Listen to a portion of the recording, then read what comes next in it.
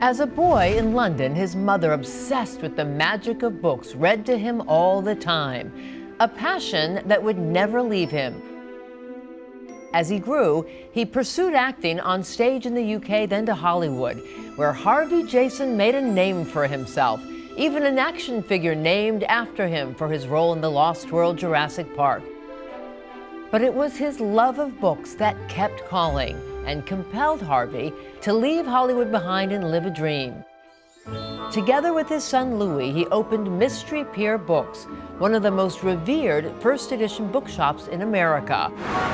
Beyond the often noisy neon nightclubs on Sunset Strip, through a secret passageway, you'll find tucked away an enchanting storybook cottage of what feels like a bygone era, where this enchanting father and son duo has exquisitely curated the rarest of rare treasures, all carefully displayed like jewels, a point of pride for father and son, who collectors say are more than just booksellers.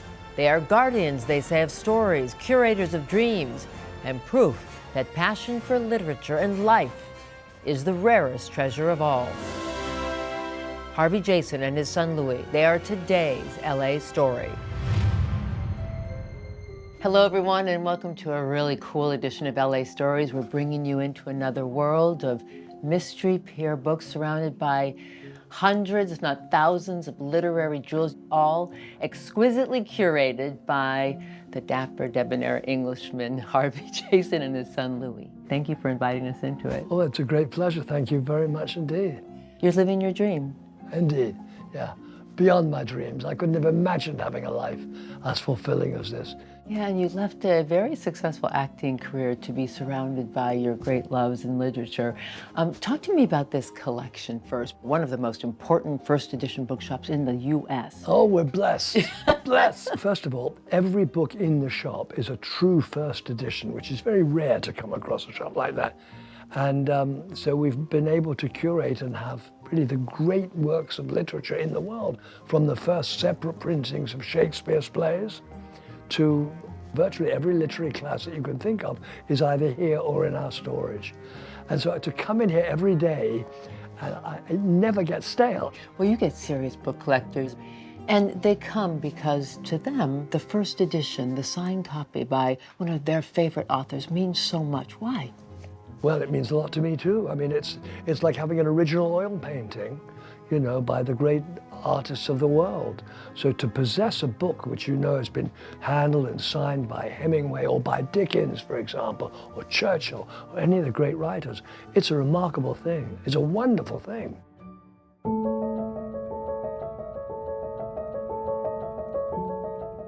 The variety is extraordinary, isn't it? Going from Shakespeare to the double helix to Anne Frank. The first edition of Anne Frank is very difficult, the American one. In that box, the Dutch Anne Frank first edition is very, very scarce. How much would that go for about? $15,000. 15,000, wow. The big sleep Raymond Chandler. And then, of course, Ian Fleming and the Bond series. Yeah, these are wonderful. Richard Chopping did these illustrations, the dust jackets. They're remarkable, really remarkable. Harry Houdini, Gabriel Garcia Marquez, 100 Years of Solitude, Thomas Hardy, Walton. That's the first book on fishing ever written. Robinson Crusoe, Volume 1 and 2. Look at the paper, you just feel the time, the illustrations. 1790, wow. And in such pristine condition. This is a beautiful book. This was the first edition of Uncle Tom's Cabin, with a very spiritual note laid in by Harriet Beecher Stowe. Wow, beautiful. We've got a signed limited edition of East of Eden, signed by Steinbeck, right on the cover, right there. Boy, he had a very neat signature. signature. Really nice signature. You've got a signed telegram. From Ernest Hemingway. Yeah. And what does it say? He was sending money for the Spanish Civil War. We were fortunate to get that. Look at this one. This has special meaning to you. You have an action figure based on this book. Yes, he does. Did you enjoy making the movie? Yeah, we had a lot of fun. And that's signed by Stephen and everybody. This is the first edition of Jaws, signed by Steven Spielberg, Richard Dreyfuss. Well, there's the Gone with the Wind. Oh my gosh, that's priceless. Oh no, it has a price. It's $35,000. Wow. So this is one of the most expensive you have in the store. One of, yeah. Oh, look, Olivia de Havilland and... Yeah. George Cukor, Olivia de Havilland, Vivian Leigh. This is the history of the Communist Party in the Soviet Union. Yes, and this is signed by Stalin and Molotov in Cyrillic. The first separate printing of one of Shakespeare's plays from 1735. Yeah, we got them in 1709 too. 1709, yeah. One of my favorites in there What's that? is The Great Gatsby. The Great Oh, Gatsby. Gatsby, yeah. My goodness, how much does something like this go for? Gatsby is Signed as well? 8,500. Oh, I wish no, it was signed. Signed, it would be a lot of money. And how challenging is it to source and excavate these rare jewels all over the world? Because I imagine it's a very competitive space. It's incredibly competitive, yeah. So, I mean, we deal with colleagues in London primarily. People will come in with books, but books have to be in wonderful condition. Condition is everything. We want perfection. The quality has to be good. The author has to be solid. Talk to me about what your most prized finds have been, and what were hardest to let go of once you got them. Oh, that's a fabulous question. I think that the first editions of Shakespeare really are most precious to us. And what is the value when you have an author sign these first editions? It increases it enormously. Enormously. A lot of them did not like to sign. Hemingway signed a lot. Faulkner didn't like to sign, but he did, and we have a lot of Faulkner, we have a lot of Steinbeck. I love Steinbeck's work. You really dive into the lives of the authors and what influenced them, because you seem to bring them to life when people come in to look for their favorite. Oh, that's wonderful of you to say that. Yeah, it is true. Both Louis and I love books. I mean, we just love books. We love authors, and we read all the time. Literature is a treasure. It's an untold treasure, priceless treasure. And so for us to have these great works here is just remarkable. It's a gift from God. It's fantastic. And because you were an actor, you have many scripts bound here and signed by the directors or cast, etc., Yeah. the screenwriter. Books into film for us became a very good category for sale. The A-listers, the serious book collectors. Talk to me about some of the most unique visitors who've come here and brightened your world as you brightened theirs. Well, Guillermo del Toro is certainly one of them. Director Guillermo del Toro. Is walking sunshine, as you well know, and loves books. He has a fabulous library, and there are a lot of people who do. I mean, I tell you, I learned life lessons years and years ago. And there was a woman, obviously a homeless woman, standing there with just a terrible-looking coat on and a dress on, holding 2 shopping bags full of empty soda cans. But there was such a kindness, a warmth emanating from this woman, and suddenly bought all of our Dickens immediately and became one of our best clients ever. You were astounded. Oh, I was astonished. I thought it was a homeless woman, just buying all this stuff. It's because in a black American Express card. Oh my God. Which just proves the point, you can't judge a book by its cover. No. The picture of the late Pope Francis holding one of your cherished jewels. Took us a long time to track a first edition of this down. It's a 16th century spiritual book. He loved it. He was very gratified. And what did that mean to you? Oh, I was thrilled. We were thrilled by it, you know. The idea that we were able to get a gift for the Pope. Wonderful, wonderful. You know, I see your cat Booksy Booksy. walking around, so it's a very homey, cozy feeling. In here you have portraits of you in regal wear. Yeah, a warped sense of humor comes into play. And Mystery Pier, why did you name Mystery Pier Books? Well, Louis had taken a photograph which got a lot of awards, and it's called Mystery Pier. So when he decided to go into the book business, he called it Mystery Pier Books. Well, it's beautiful because you feel like you're somehow walking back into some mysterious time machine where you get to nice come back to say. and visit with all the greats of our time. Yeah, I do feel that way, really, yeah. I am so grateful to God for this, for changing my whole life and giving me, I get to work with my son, I get to be surrounded by all of this stuff. It's heavenly for me. at a time when there are books that are now being banned.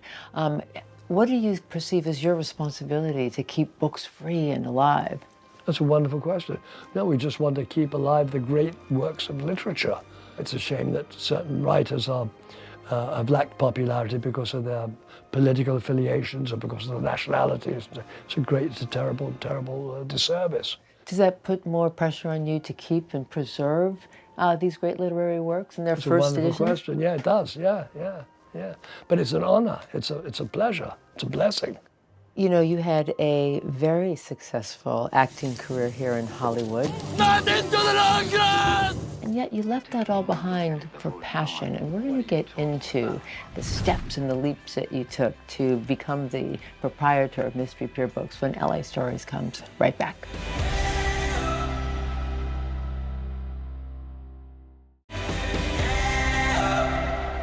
Welcome back to LA Stories, everyone. We're here with Harvey Jason. So you left a successful career as an actor to fulfill this passion and pursue a dream.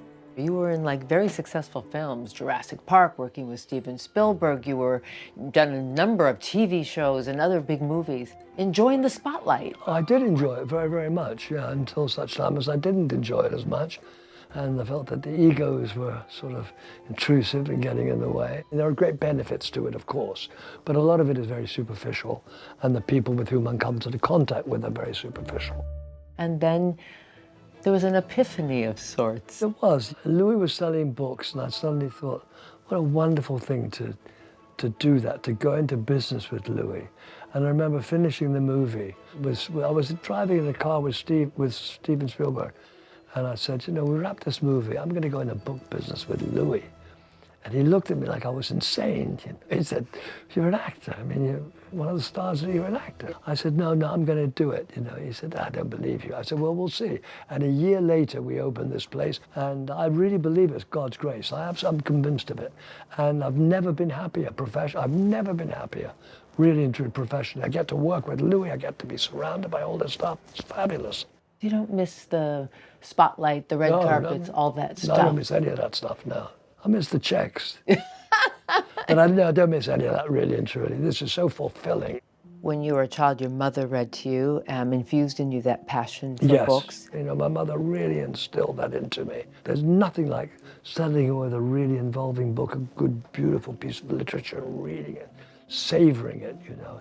I've read all my life, and so both of my sons also became avid readers. It's enriching. It's so enriching. It's transporting. What concerns you most about these challenging times where books are being banned across America? Libraries are told not to house some of the classics that might be controversial. Oh, I think it's atrocious. I think it's an atrocious turn of events.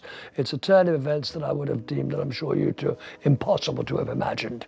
That we're in a situation now where we have certain people who want to just frustrate every aspect of creativity for their own personal gain. It's appalling. It's absolutely appalling. But when you think about the keepers, the guardians of literature, and you know, the keepers of these books, how important is that role then to you? Do you feel the weight of that? I do really, and so does Louis. We really do. I mean, there are treasures of literature here, absolute treasures, that, you know, we're not going to encounter these authors again. I'm enamored of George Orwell's work. He was a man with a tremendous imagination and a political imagination, which, God, he's turning over in his grave today. What would you say, Harvey, to people who have a passion to, I don't know, run a bed and breakfast, or they love dogs and saving dogs, or they love ceramics, or whatever? How do you leave something that you know that gives you a steady paycheck for a passion? What would you tell them? You've got to go for it. You've just got to go for it, haven't you? I mean, really and truly. We go through this life one time. So to make the most of it is so crucial. I've come to the point in my life where I realize what's important and what's superficial, and what I want to do for the remaining time that God allots me here. Well, your reputation precedes you, because what your clientele / friends say about you and Louis is that you welcome them like family. And we're going to get more into this dynamic father and son duo partnership when LA Stories comes right back.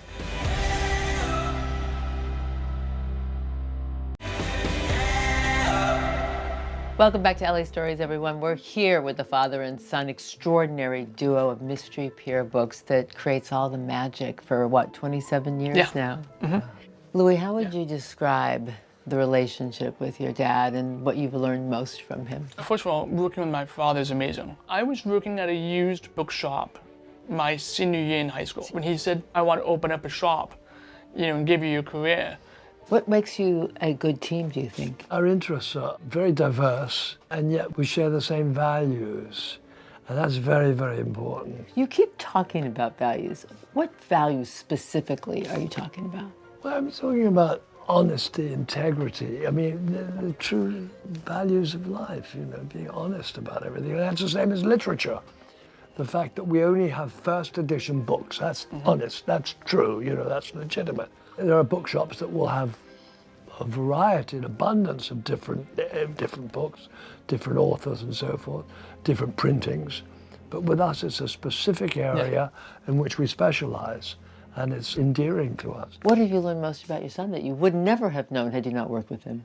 His tremendous sense of integrity, which I see on a daily basis here. I mean, he's totally honest. It's a joy to witness this, I mean, I'm a bit of a conniver and stuff, but not him.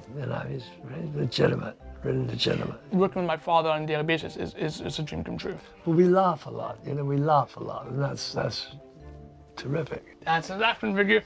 This is for sale. I asked your dad this, and I think there's so many, it's hard to choose one, but the top 3 jewels that you are consider the most prized. For my own collection is Edgar Allan Poe's The Raven. Love The Raven. That's one. The signed How the Grinch Stole Christmas, Hollywood favorite, holiday favorite. Best wishes, Dr. Seuss. It's a childhood classic. My third really like our copy of Jaws, which is signed by Spielberg and Dreyfuss. We had a beautiful box made for it. How much is the most expensive book you've ever sold, and which was it? Well, that's a very good question. Book or item?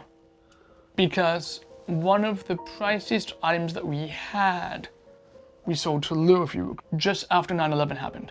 Oh, I know what that was. And it was the original sheet music for God Bless America. Signed by Kate Smith. You're Yeah. kidding. How much did that go for? I think 50,000, I think so. 50,000. And is there a particular book you've always coveted and wish you could find, but Yes. have not been? Which one? Frankenstein, 1818, one of only 5, because there were only 500 copies printed. That right there that's museum quality. I wouldn't say no to a signed copy of Alice in Wonderland. You guys have, the classics and the greats of hundreds and hundreds of years. Yeah. And yet you're on TikTok. Influencers are wearing your t-shirts. Yeah. How has that impacted your business?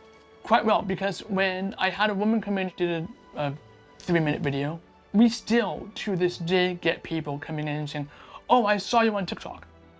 It's the new highway for advertising. It begs the question. Yeah.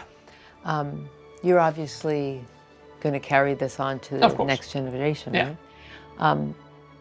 What is important for your legacy with all of this, Harvey? I have to place my trust in this guy, because I'm not going to be around. The fact that the love of books, the love of literature stays on. I mean, there's so many interferences in contemporary life that the love of literature seems to be diminished in a national scale. And that's why collecting first editions is crucial, because when you do go with the book banning, there was a publisher wanted to get rid of certain words due to the fact that they found it offensive. I think it was either Huck Finn or To Kill a Mockingbird. They had somehow gotten copyright and taken out certain words and changed it to make it more contemporary. And I'm like, it wasn't written that way. And of course, the fact it was even allowed to happen. Which was considered by many sacrilegious, Oh, yeah. actually. Yeah. There's nothing like holding a book or handing someone a book from the 1700s and seeing their eyes light up. Being surrounded by the world's great literature in the first edition, working with my son, it's a dream come true. Well, this is more than just a bookstore. This literally is a sanctuary for discovery and dreams and passion. Your story is so emblematic of following your life's calling and your life's passion. Thank you for Mystery Pier Thank you Books. so much for having us. It's wonderful. It's just been Thank an you very, enchanting very experience. much. Thank you. Thank you so much. And thank you for watching another magical edition of LA Stories. This one's really cool. We'll see you next time. Good. Well, wonderful interview. You are absolutely superb.